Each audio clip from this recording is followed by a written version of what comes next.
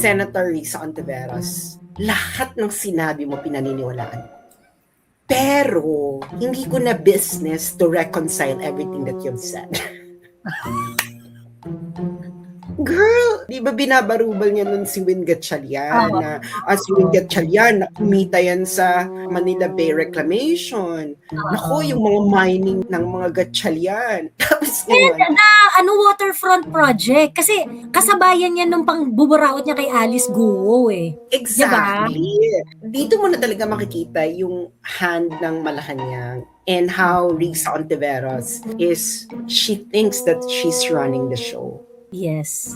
Actually, na-expose na Risa is the attack dog of the sit si ate mo. Bite si ate mo. Siya na yung bitch dog ng Malacanang.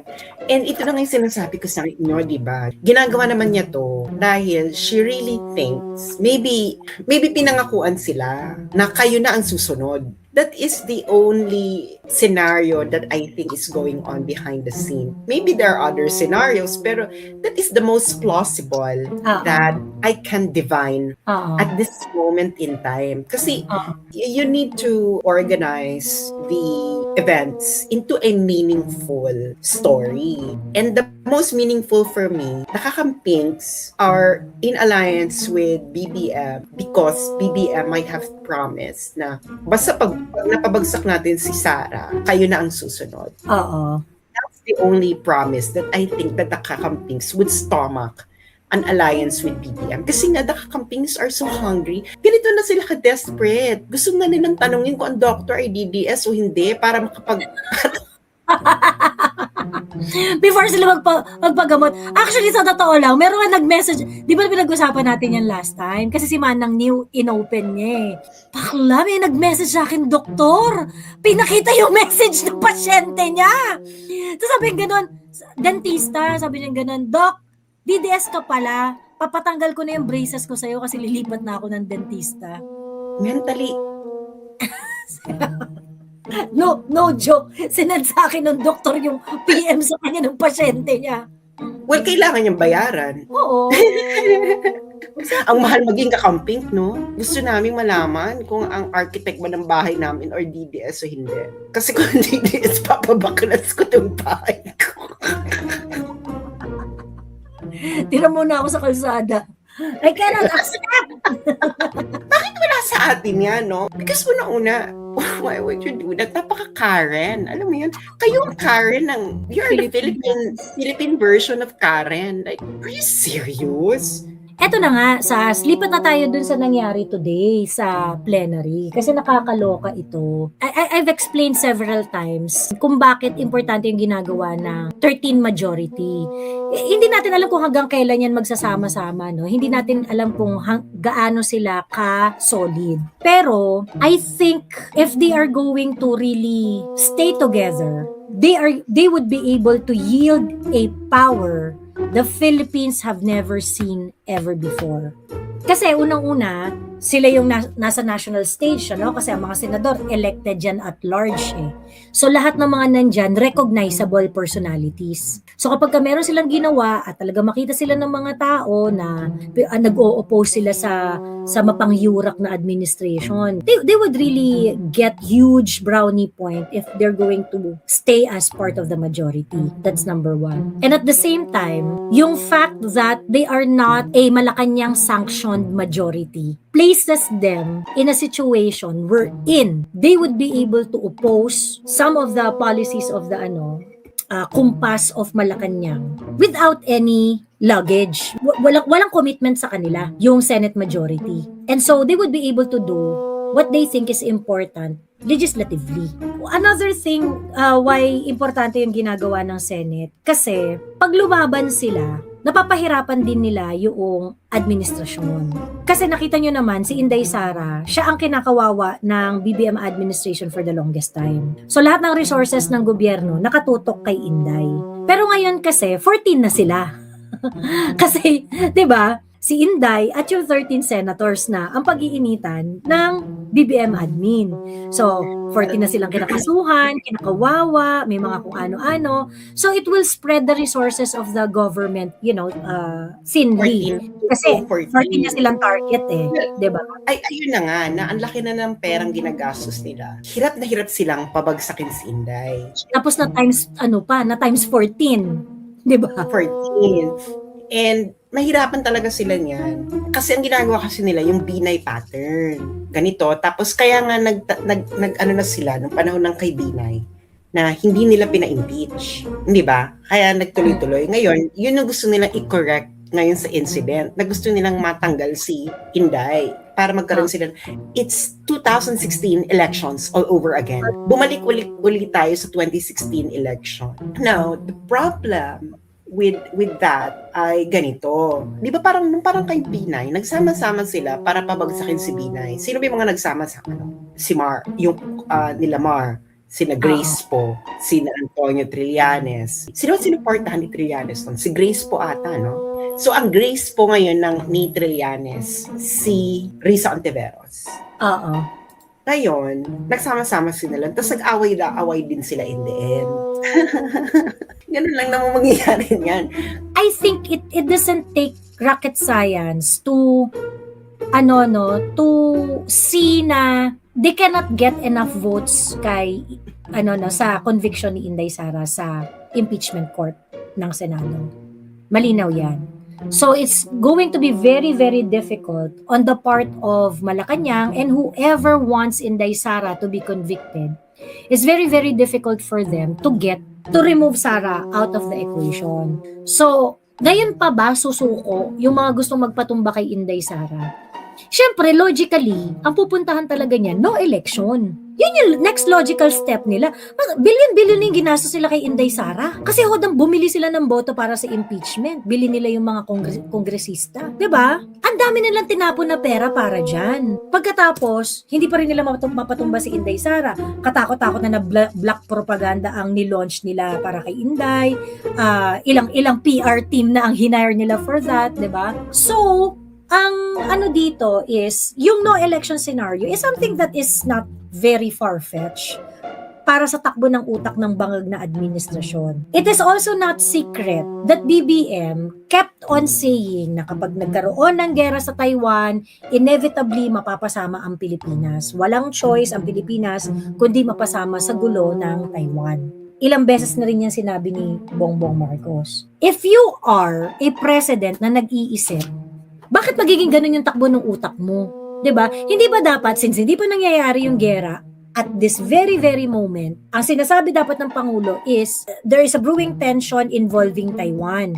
I will do everything so that the impact of the war or any conflict involving Taiwan is not going to affect the Philippines. Yun ang sagot ng isang matinong leader. Pero si Bongbong, dahil bangag siya, ang sinasabi na ni Bongbong is inevitable mapapasama tayo dyan. Pag nagkagulo ang sa Taiwan, kasama ang Pilipinas, inevitably mapapasama tayo.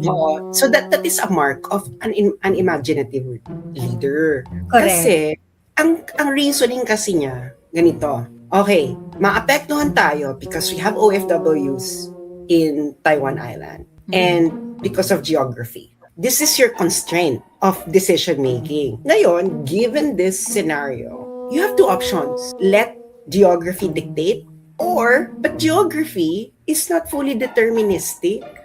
Or you can think of a way that geography works in your favor. Ibig sabihin, Bongbong Marcos and the people around him have no imagination at all.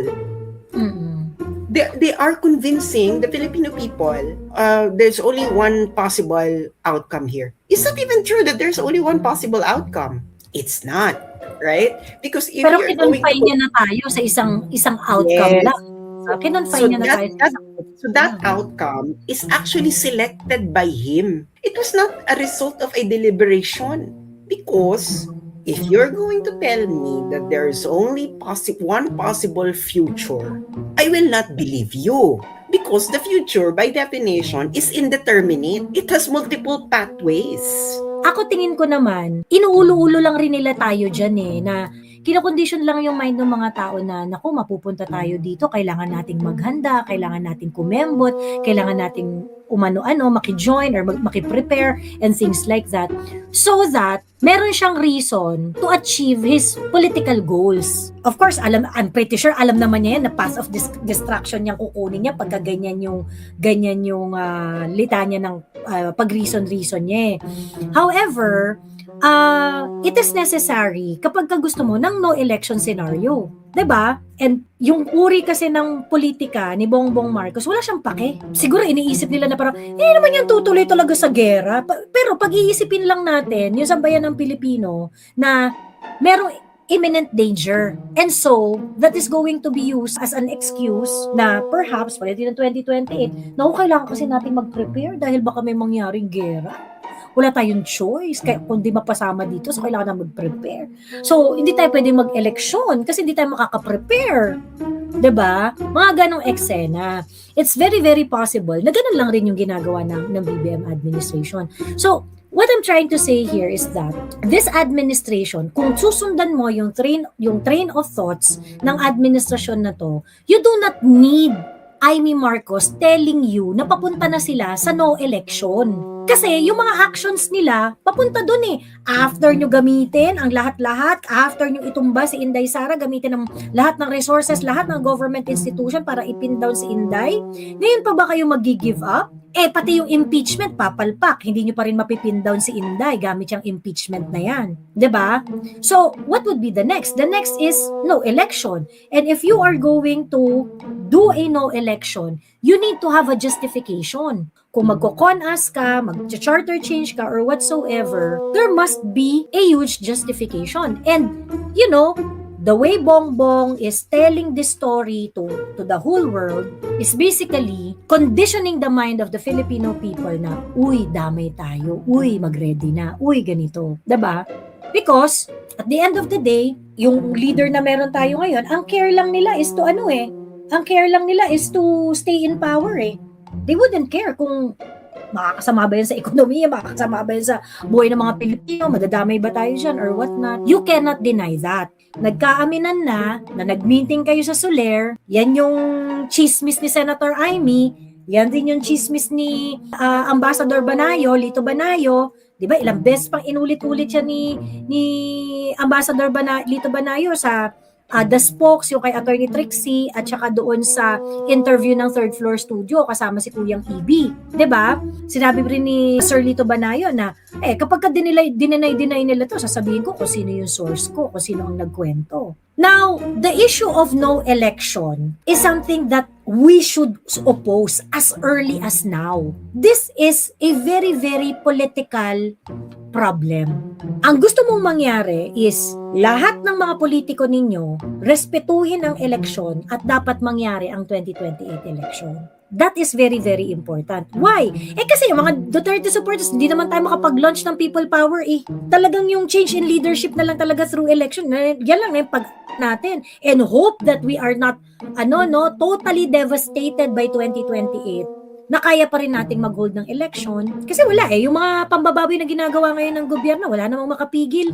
Hindi naman makapag-launch ng massive revolution ng mga Duterte supporters. So the 2028 election is something that is really, really very important. It has to happen. As a country na sumusunod rin sa batas at rumirespeto sa demokrasya, very, very important na mangyari ang election sa 2028. Ang problema, yung mga kalaban ni Inday, wala pa kayong kandidato. Kami meron na. So, the dreaded no election scenario is something that will crush all of our dreams. Kasi parang mapipigilan nyo ba yan? Ano bang gagawin ng mga Pilipino pagka nagkaroon ng no election scenario? Sabi ni Jake Santiago, with or without Sara, it has to happen. Correct! Kahit kandidato si Inday Sara or hindi, kailangan mangyari yung 2028 election. Because that's the shot of the Filipino people to choose who's going to lead this country. Regardless kung sino yan. Anyway, so eto na nga si Amy. Eto na yung istorya. Kasi nga, dahil sa gigil nila kay Inday, very, very likely na talagang pigilan nila yung 2028 election. So, ano ba to? Nag-uusap-usap na ba kayo? Asa na ba kayo sa topic ninyo? Paano nyo ba gagawin ito? Pinagpaplanyuhan nyo na ba? Ganyan-ganyan. And this is a very moment na kung saan ang pagiging intrimitida talaga ay very, very important. Yung pagiging intrimitida mo dito, whether or not, ito, pinagpaplanuhan nyo na ba yun no election scenario? Ano gagawin nyo? Ayaw nyo mag-eleksyon? Bakit? Ano bang pinag-o-offer nyo dyan sa minority? Bakit ang lalakas ng loob ng mga congressman at hindi sila natatakot sa eleksyon? Those are really important questions to be asked. At kailangan talaga intrimitida tayo dito. Kasi they are about to really crush us to the ground kapag hindi nangyari ang eleksyon na yan. We need answers. We need commitment of everyone na kailangan siguraduhin ninyo na magkakaroon ng eleksyon sa 2028. So yung mga nagsasabi na ay hindi, chismis lang yan or whatsoever, okay, chismis. Di mangako kayo na magkakaroon ng eleksyon. Mangako kayo na hindi nyo bababuyin ang eleksyon sa 2028. Joey, sinabihan ko yung friend ko na kakamping kanina na napakaganda ng ginawa ni Aimee kasi na-force ang minority na mag-put on record na anti-con as sila. Hindi daw maganda kasi hearsay daw yung video. Hearsay siya o hindi siya hearsay, it doesn't matter. You want an election in 2028, right? So if you want an election to happen, the best way to do it is to commit. Make everyone commit na merong election na mangyayari sa 2028.